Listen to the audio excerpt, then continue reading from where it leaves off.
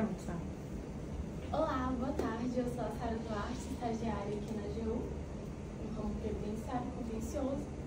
E hoje eu vou falar para vocês sobre a violência de gênero na perspectiva da Lei 11.340, que é a Lei Maria da Penha.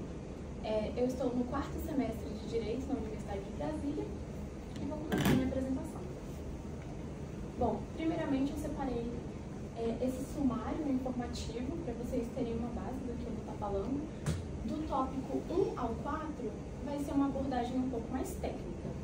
Do 5º ao 8º vai ser o que é o SEREX e o que é o meu projeto, né? O nosso projeto lá na UNB. Então, primeiro eu vou falar do contexto, da Lei 11.340, de um caso concreto que eu trouxe, o entendimento do STJ, depois quem somos, o que fazemos, como fazemos, o que é o SEREX e para que tudo isso. E finalmente caminhando para a nossa conclusão. Bom, primeiramente falando do contexto. A Lei 11.340, que é a Lei Maria da Penha, ela foi sancionada em 7 de agosto de 2006 e ela leva o nome da Maria da Penha Maia Fernandes, que foi a homenageada, né, no momento de criação e de sanção dessa lei. Bom, ela surgiu como resposta ao caso da Maria da Penha, né? Então, houve toda uma mobilização para que essa lei ela acontecesse, para que ela entrasse em vigor, né? Então, basicamente, esse é o contexto, de forma bem resumida. Agora, se tratando da própria Lei 11.340, eu trouxe aqui o rol de violências que há na própria lei. Bom, no artigo 5º da Lei Maria da Penha, vai ser delimitado o que é a violência de gênero. A violência de gênero propriamente dita, a violência doméstica e familiar, é então o quê? É qualquer ação ou omissão baseada no gênero que lhe cause morte, lesão, sofrimento físico, sexual ou psicológico e dano moral ou patrimonial à vítima. Então, basicamente, isso aqui é a letra pura e fria da lei. Eu vou destrinchar um pouquinho do que é cada uma delas. Bom, a violência física, como a gente conhece, eu acredito que essa seja a mais fácil de ser entendida, porque essa é a que fica, né, mais constatada ali. Pode ser qualquer agressão que vai causar dano à integridade física da vítima. Então, beliscar, chutar, provocar queimaduras, agredir, né? Essa é a violência física. Agora, se tratando da violência moral, ela abrange, né, ações que expõem a mulher a crimes de calúnia, injúria, difamação. Então, por exemplo, o agressor pegar o celular da vítima e expor fotos comprometedoras nas redes sociais. Isso é um caso claro de violência moral, para poder constrangir e causar né, ofensa, né, à integridade dela e à própria privacidade da vítima. A violência sexual, também acredito que é uma das violências que fique bem clara.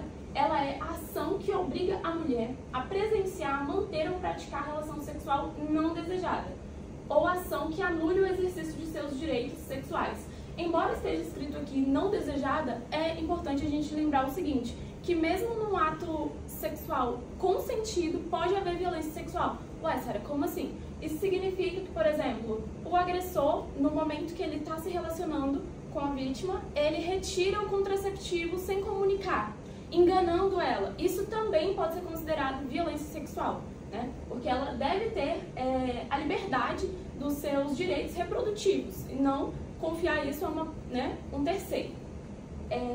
A violência emocional ou psicológica, ela vai ser caracterizada por qualquer conduta que cause desconforto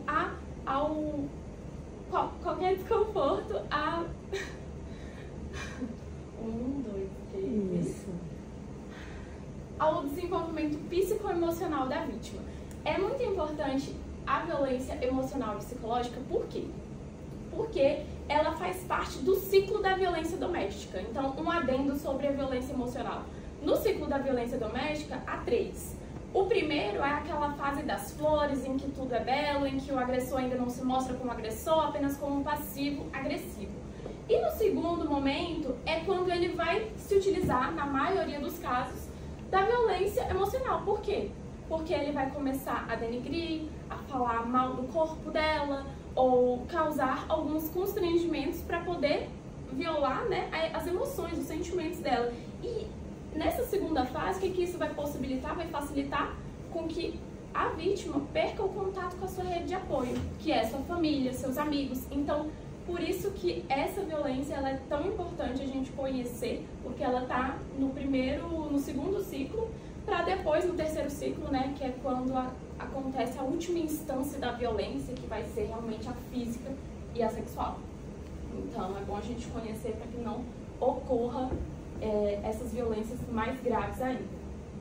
A violência patrimonial e financeira, ela é a conduta de reter, destruir, subtrair, roubar, furtar qualquer patrimônio da vítima. Isso, inclusive, vai ser considerado, por exemplo, furtar documentos, impedindo que a vítima possa se locomover ou sair daquela situação de violência. Tudo isso vai ser considerado violência patrimonial ou financeira.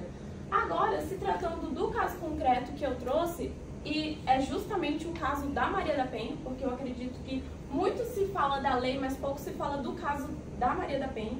Bom, basicamente, ele é um caso judicial brasileiro em que o agressor é o Marco Antônio Herédia, o seu ex-marido, e a Maria da Penha Maia Fernandes, né?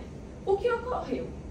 Em 1983, quando a Maria da Penha tinha apenas 38 anos, ela sofreu 2 tentativas de homicídio. A primeira tentativa de homicídio, ela estava dormindo, o Marco Herédia disparou 2 tiros nela enquanto ela dormia e ela ficou paraplégica. Essa daqui é ela mesma, Maria. Então, por conta disso, ela ficou paraplégica. E aí, naquela situação, ela escutou o barulho, né? E aí ela tenta se levantar, mas aí ela percebe que ela não tá conseguindo se levantar, porque, né, ela tava com umas balas alojadas nas costas. Por conta disso, ela faz todo o tratamento, né, mesmo que passa por várias cirurgias, não consegue voltar a andar e retorna para casa. Por quê? Porque o Marco acabou enganando ela, dizendo que, na verdade, ele tinha disparado esses tiros de arma de fogo contra um bandido, contra um ladrão que invadiu a fazenda deles durante a noite. Mas aí o que acontece é que isso não é verdade, pois houve uma segunda tentativa de homicídio de tentar eletrocutá-la viva. Então, é isso que acontece. Infelizmente, esse caso, ele só foi responsabilizado em 2001, né? Então, quando a Comissão Interamericana de Direitos Humanos se equiparando em vários tratados internacionais, como a Convenção Belém-Pará, CIDAW, como a Constituição Federal, né? Com toda a mobilização que a Maria da Penha faz, então a comissão aceita julgar o caso, as cortes internacionais aceitam, e aí condena o Brasil por grave violação dos direitos humanos nas relações domésticas. Então é quando finalmente o Brasil é condenado. Em 2002 ele é preso, ficou 2 anos em regime fechado. E é importante lembrar que isso só aconteceu por uma questão acadêmica, vamos colocar assim. Porque a Maria da Penha, inclusive, ela fala isso num documentário, que ela falou o seguinte: eu vou trazer o meu caso, a minha história, para um livro. O nome do livro é Sobreviver e Posso Contar. Então, trazendo essa história para o livro, eu vou fazer com que todas as pessoas que vejam, que leiam o livro, se comovam com a minha história. E foi graças a esse livro, entre o primeiro e o segundo julgamento, com toda a mobilização, as ONGs, todo mundo fazendo um esforço gigante, né, que a comissão realmente aceitou julgar o caso, porque aqui no Brasil já tinha se esgotado, né? As formas de tentar reparar. Agora, se tratando do entendimento do STJ sobre essa questão, eu trouxe 2 súmulas. A primeira é a 588 do STJ, que é a prática de crime ou contravenção penal contra a mulher com violência ou grave ameaça no ambiente doméstico impossibilita a substituição da pena privativa de liberdade por restritiva de direitos. Então, o que o tribunal, né, ele está querendo resumir, dar uma síntese aqui pra gente? Ele está dizendo que, nos casos de violência doméstica contra a mulher e familiar, vai ser impossibilitado, porque há um entendimento, né, uma interpretação do Código Penal de que em alguns casos, se você cometeu um crime X, eu vou trocar a sua pena em favor, para beneficiar o réu, para uma que seja privativa de direitos e não de liberdade. Mas o que o STJ está dizendo? Aqui não pode. No 589, na súmula 589, é inaplicável o princípio da insignificância nos crimes ou contravenções penais praticados contra a mulher no âmbito das relações domésticas. Bom, de uma forma resumida, o princípio da insignificância, inclusive no caso que aconteceu aqui no Carrefour da Asa Norte, algumas meninas tentaram furtar alguns objetos, mas aí no final o que ela realmente chegou a furtar foi 2 sacolas no valor de 10 centavos cada uma. Chegou até o juiz, teve toda aquela, né, aquele inquérito policial, seguranças, né, levaram ela até a polícia e por conta do valor foi aplicado o princípio da insignificância, por ser um valor irrisório, que não vai diferenciar, que não vai ter tanta relevância no processo. No caso de relações domésticas, o que o STJ está dizendo pra gente é, aqui não, mais uma vez. Por quê? Porque, às vezes, acontece, por exemplo, mas foram só 2 ameaças, ele não chegou a matar ela ainda, né? Então, assim, vamos aplicar o princípio da significância. Não, aqui não. É isso que ele está dizendo.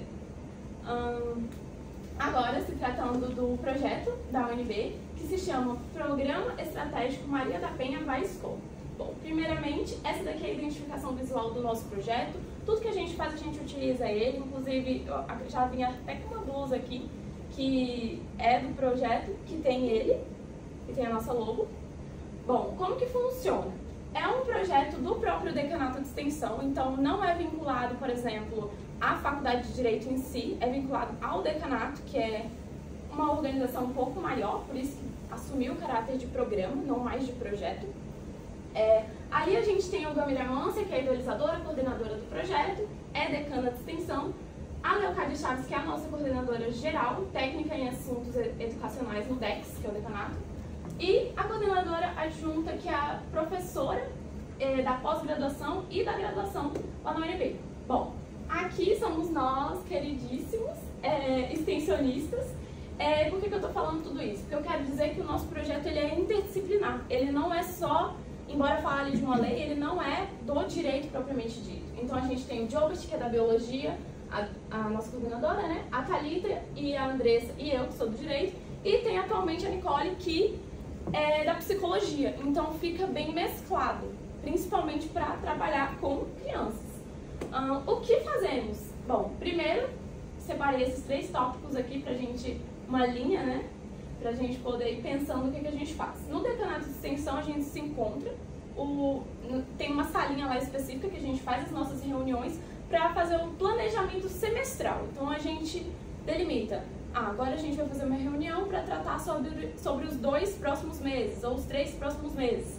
Depois disso, a gente, se ficou alguma questão, a gente faz alguma reunião na plataforma Teams, que é onde a gente coloca tudo que a gente vai usar. Então a gente prepara nosso material, nossos slides, nossos livros, os textos que a gente vai ler para poder falar com os alunos, as leis, tudo a gente coloca lá para ficar disponível para todo mundo. E depois que está tudo preparado, que a gente se autocapacita e capacita os demais, a gente vai até o CEF 410 da Asa Norte, que é onde estão os nossos queridíssimos alunos. A gente faz aulas expositivas, dinâmicas, rodas de conversa, regulação emocional por meio de meditação. Então tem muita coisa mesmo, muita coisa legal que a gente faz com os alunos. Leituras dramáticas à luz do Teatro do Oprimido. Quem não conhece Teatro do Oprimido foi criado por Augusto Boal, uma figura muito relevante aí nas artes. Então, assim, é muito interessante. E, por último, aqui eu coloquei o nosso Instagram, que é quando a gente divulga tudo isso, né? Mas não necessariamente ele acontece aqui no final, ele pode acontecer entre essas atividades, né? Maria da Penha Vaiscol, para quem quiser nos acompanhar, a gente recebe também o feedback dos alunos para poder melhorar, para poder aprimorar, para saber o que eles querem ouvir. Porque não é só a gente que ensina, a gente percebe que quando a gente lida com os alunos, a gente aprende muito mais. Então isso é muito interessante. Bom, um adendo nas atividades, mas eu vou falar somente de algumas, não vou falar todas. Bom, a mais marcante para mim, que foi inclusive a que eu dei a ideia, foi o Desnaturalizando a Violência de Gênero. Foi tratar as músicas com as crianças. o que a gente fez? A gente colocou os alunos para escutarem algumas músicas. Por exemplo, o cravo brigou com a rosa debaixo de uma sacada, o cravo saiu ferido e a rosa despedaçada. Por que que a bendita rosa saiu despedaçada? Isso é basicamente, isso é uma relação passional. Isso é uma briga. Ou, por exemplo, essa é a última, tá, gente? Eu não sou cantora. Minhoca, minhoca, minhoca, me dá uma beijoca, não dou, não dou. Minhoco, minhoco, você é mesmo louco, beijou o lado errado, a boca é do outro lado. Gente, o que a gente está cantando para as nossas crianças nesse momento, né, em 2024 ainda? Então, assim, a gente desnaturaliza coisas que é natural, que é passado despercebido por muitas pessoas e diz, não, aqui tem um agressor e aqui tem uma vítima. A gente faz palestras, a gente faz aulas expositivas, esse ano a gente tratou sobre o ECA, a própria lei. Então, é tudo isso que a gente faz. São 3 turmas de 8º ano do ensino fundamental, estudantes de 12 a 15 anos, e a gente atua nas terças e nas sextas-feiras com eles. No período da manhã, né? Esse ano foi no período da manhã. E é muito importante, agora essa é a parte mais importante do projeto, que a gente tem o objetivo de chegar antes da violência de gênero acontecer. Então a gente quer prevenir, a gente quer informar, a gente quer dizer o que pode e o que não pode, o que é ou não um assédio sexual, o que é ou não uma violência de gênero.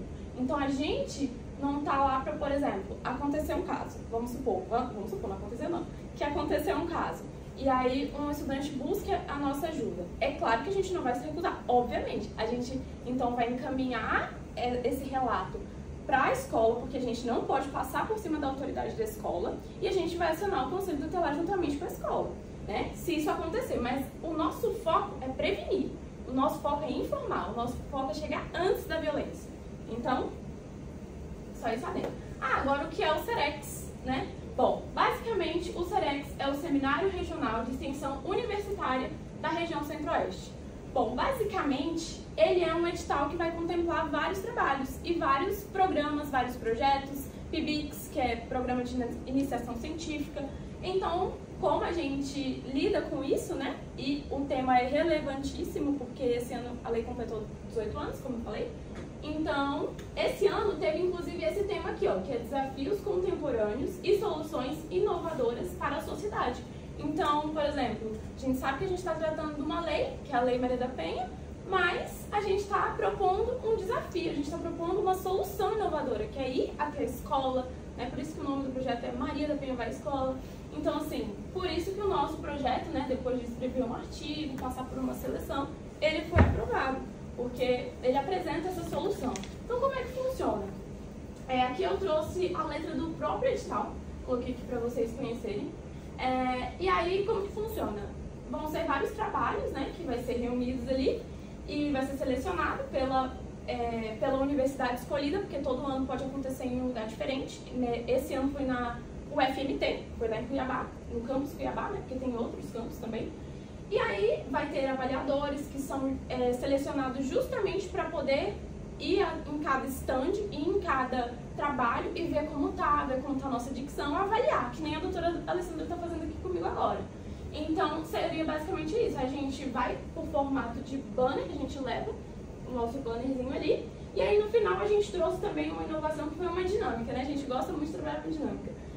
A gente pediu que cada pessoa tirasse da caixinha uma frase e que lesse e trouxesse algo da vida dela que se relacionava com a frase, ou se já tinha acontecido com ela. Então, basicamente era isso. E no final, se tivesse sorteada, ela ganharia um kit. Então, quem ganhou o nosso kitzinho do projeto, que é um bottom, uma bag e a blusa, foi aquela mocinha ali. Então é isso, é assim que funciona. E finalmente, caminhando para a nossa conclusão, para que tudo isso? Bom, uma frase que eu, acredito que possa resumir tudo isso é a seguinte: as leis não asseguram o não cometimento da violência doméstica em nosso país. Então, eu queria reforçar também que não só a violência doméstica, mas também não garante que novos crimes não ocorram. O que eu estou dizendo? O fato de ter uma lei não roube, não mate, não faz com que o cidadão pare de matar ou pare de roubar. Então, é justamente isso que a gente está falando aqui. A gente precisa... quando eu digo a gente, estou falando do Estado agora. A gente precisa informar, capacitar, a gente precisa oferecer educação, saúde, lazer, para que aquela pessoa comece a não praticar crimes, porque há casos em que os crimes é a última saída, infelizmente, em algumas situações, tá? Não é geral, mas em algumas situações sim. Então, por isso, a gente deve se utilizar de políticas públicas, de projetos como este, que proporcionam a informação à sociedade. Então, a extensão universitária, ela serve justamente para isso, para atravessar os muros da universidade e não ficar só ali, naquele pensamento fechado, e atingir quem realmente precisa, que é a comunidade. Bom, o Serex, para que o Serex, então? Eu peguei os três Cs do direito comparado, que eu acho bem interessante, que é conhecer.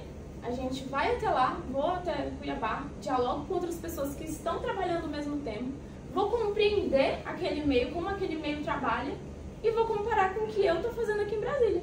Para quê? Para poder me aprimorar, para poder elevar meu currículo Lattes, para poder retornar para a sociedade. Eu acredito que a doutora Alessandra deve ter muito esse sentimento, talvez, de, por ser, né, servidora, querer retornar para a sociedade um trabalho, um esforço. Então, como, né, fundação, né, que é universidade pública, a gente também tem essa força de querer retornar, de querer ajudar, né? Então, seria isso, para melhorar a maneira que a gente toca a nossa extensão, aprendendo e estabelecendo parcerias, né? Porque eu não estaria aqui se não fosse a própria AGU, se não fosse a oportunidade que a doutora oferece, não teria... ir no 410 é claramente uma forma de parceria, pois eu preciso conversar com o professor, preciso saber se ele me dá uma aula dele, se ele oferece pra gente essa oportunidade. Então, estabelecer parcerias, acho que é o foco para poder expandir o nosso debate. E, por fim, como eu falei, né, o aprimoramento pessoal. Essa foi a conclusão que eu tiro de tudo isso. E, como forma de incentivo, eu trouxe a foto da Esperança Garcia.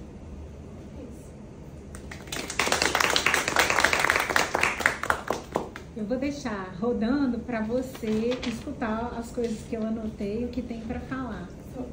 Primeiro, parabéns, Sara. A apresentação foi excelente, o tema excelente. Você conseguiu atrair a atenção de todo mundo em vários momentos. Eu prestava atenção em cada um, prestando atenção em você. E o tempo ficou mais ou menos em 21 minutos. Se você se preparou para 30, depois você avalia 21 minutos. Para 30 planejado, significa o quê? Significa que em alguns momentos você pode ter falado mais rápido? Significa que você pulou alguma coisa que você poderia ter falado? Você depois avalia. Pra gente aqui, eu considero que não precisava de mais nada. Então, se você planejou com 30 e deu 21, os 21 foram suficientes para você tanto falar sobre o assunto que você queria, como apresentar o projeto. Então, acho que atingiu muito bem e eu não percebi cansaço na plateia. A gente percebe o número 1 de demonstração, né, de fator que demonstra o cansaço, perder a batalha para o WhatsApp ou para o celular ou para outro interesse que as pessoas queiram no celular. Hoje o maior desafio para quem apresenta é concorrer com o celular, especialmente com o WhatsApp, Instagram, TikTok, sei lá. Então, talvez você tenha ficado no tempo limite para isso. Se fosse mais, podia ser que você perdesse essa disputa. Então, eu considero que o tempo atingiu com perfeição. Voltando agora, o tema, você escolheu muito bem, é um tema polêmico, é um tema sensível do ponto de vista social, que mexe com as pessoas em geral, independentemente do gênero, mexe com a nossa sociedade. Sua apresentação foi ótima, apresentação pessoal. E aí eu destaquei que, eu acho que vocês vão concordar comigo, depois você fala se foi proposital ou não. Primeiro, a gente viu que visualmente o trabalho dela tem a cor rosa. Então a gente percebe o rosa, que tem tudo a ver com o tema. Segundo, até na maquiagem dela, vocês vão ver que ela usou a cor rosa. Não sei se foi intencional, para mim foi. Então a gente percebe que ela trabalha com elementos inconscientes para alcançar o objetivo visual com a gente, isso é proposital. E eu me lembro até de uma procuradora, a Indira Quaresma, foi procuradora, hoje ela não está mais na carreira, mas ela foi uma procuradora muito respeitada, que fazia sustentação oral no Supremo, no STJ, ficou conhecida no Supremo pela sustentação oral das cotas em universidade. E a Indira, ela deu uma aula, ela dá curso de oratória, essas coisas. Uma vez ela deu aula para o nosso estágio e ela falou isso, que até a cor da roupa dela, da maquiagem, do que fosse, ela escolhia de acordo com a causa que ela ia defender. Então ela deu o exemplo do Viagra, ela foi fazer uma defesa específica sobre o Viagra, ela devia estar defendendo a ANS, não sei, ela usou um terninho azul. E conforme a causa que ela ia defender, ela usava a roupa e tudo de acordo com aquilo. Então essa linguagem visual tem a ver, faz diferença, e é bom a gente saber disso, que a gente vai usar em nosso favor.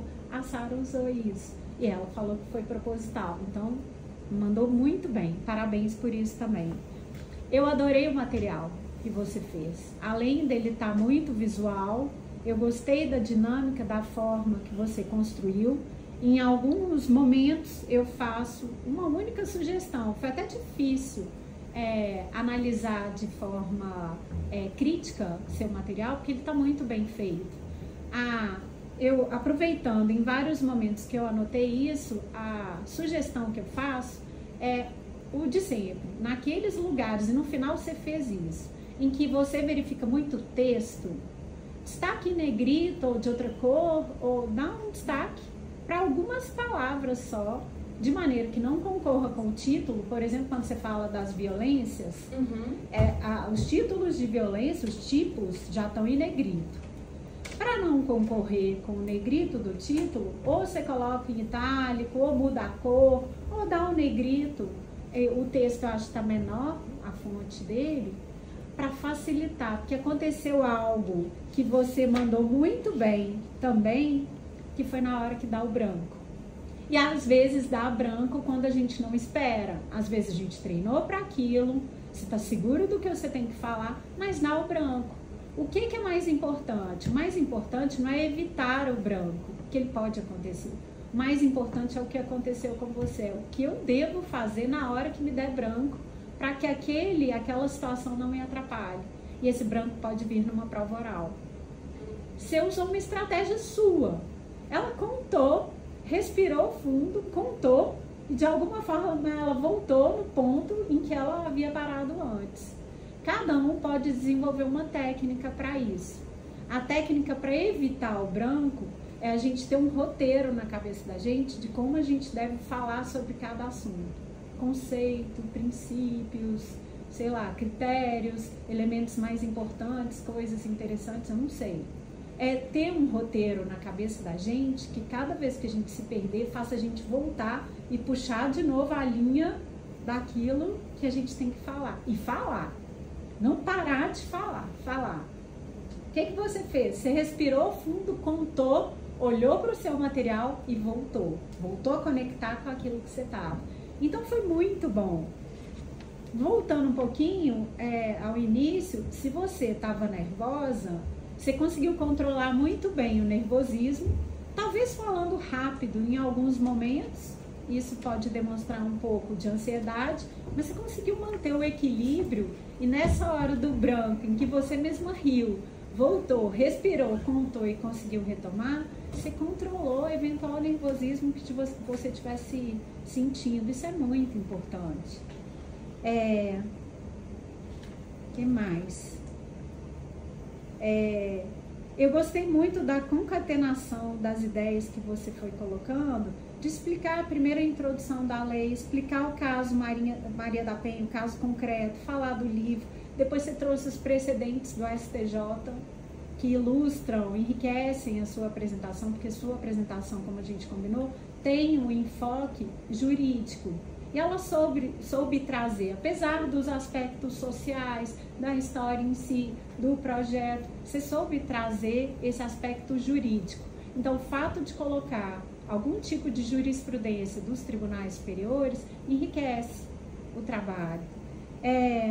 O projeto, você falou muito bem sobre o projeto. E o que mais me interessa na apresentação do projeto não é nem o projeto em si.